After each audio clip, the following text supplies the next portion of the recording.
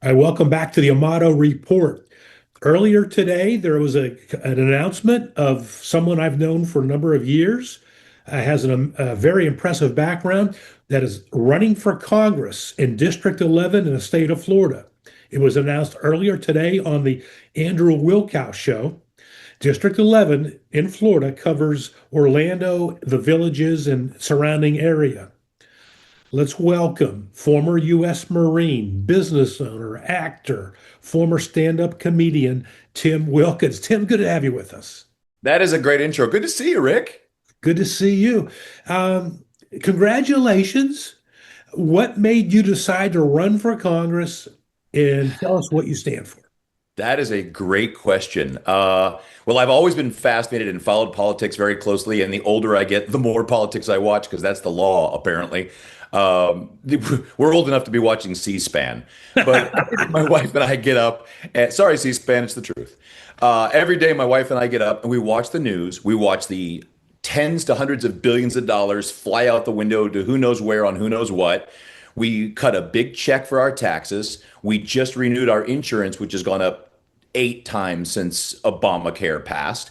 And she says the same thing to me over and over. What's going to be done about it? Who's going to do anything? And I watch us squander majority after majority. And I said, all right, if that someone's got to be me, let's do it. I was going to retire, and apparently I'm a failure at that. So it's time to do something else.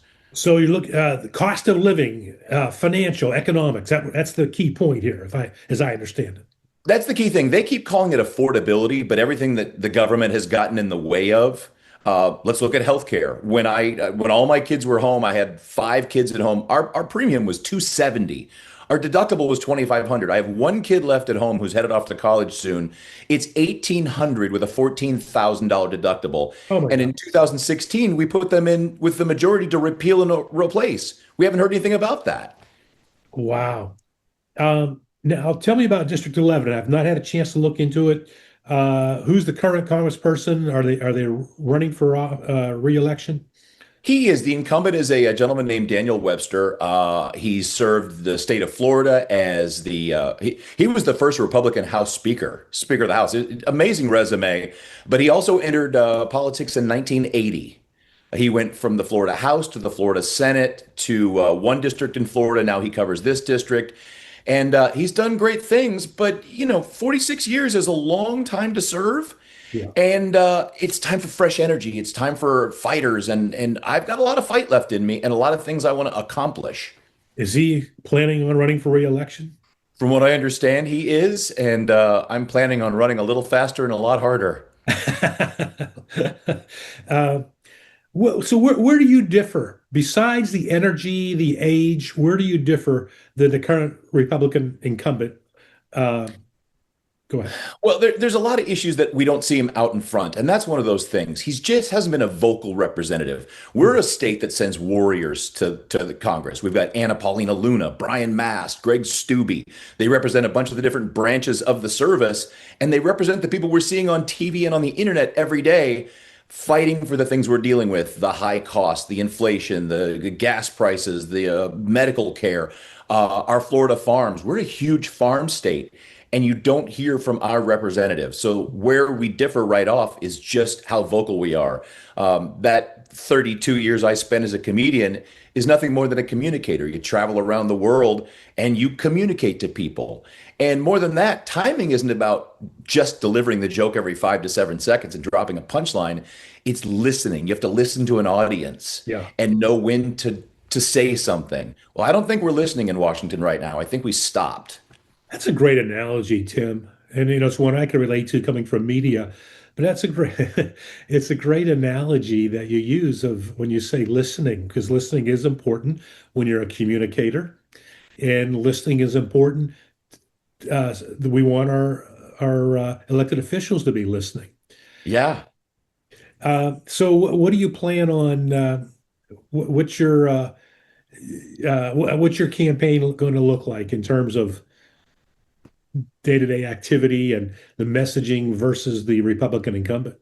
Well, that is really where I'm hoping the energy comes into play. I plan to be as many places from 5 people in a living room to 500 people in a hall somewhere, tell them who I am, get to know them, hear from them what their concerns are, what their issues are, so I can really dial that in. And that's what I'm hoping every day to be 1 to 2 to 5 places throughout my district, meeting people, shaking hands, getting to know what's really going on as opposed to what's going on in the media or what we're being fed that are the issues, what the pollsters are saying. I want to get out there as much as humanly possible. I've got a great campaign staff. They're really buttoned up. We plan to really run a very disciplined campaign. And I just want to go out and I want to do a really good job as a campaigner and an even better job as a congressman. Are there any other Republicans running in this primary? There are two other incumbent or primary challengers. Hmm. I don't want to ever discount anybody, but I really I'd like to consider it a two-man race. Okay, okay. Uh, what do you want in addition to what you've said? What would you like the viewers watching from Florida right now know about Tim Wilkins that they may not already know? You covered the resume. I got the Marine, so I really understand and feel with the veterans, and I've been working one of my best shows in my entire life. I've done a lot of shows for veterans groups, but getting to entertain the troops overseas in places like Oh, Kyrgyzstan wow. and Afghanistan Right. that was my Bob Hope dream as a kid when I dreamed about being a comedian. Wow. I'd forgotten about that, Tim. So, Yeah, I did that just before we saw each other in I think San Diego. yeah. And then the last few years when I got into film and movie production, it was faith-based content. Really going after. We created a section of our production company called Awake Not Woke, where we tackle things like the cake baker in Colorado. I wrote and produced a movie with Kevin Sorbo and Dean Cain called And God Made Man. I saw Uh, the movie. I didn't know you were a part of that. I wrote and directed it. Oh my gosh, that's Yeah, and huge. produced it. It's a That good movie. Yeah. I've been coaching girls sports for the past 5 years, powerlifting because I want strong women in the world. And I just got to the point where I'm watching all these transgender athletes taking opportunities from, as one of my favorite comedians says, women. And I said, I would really like to use faith in a context that tackles that issue.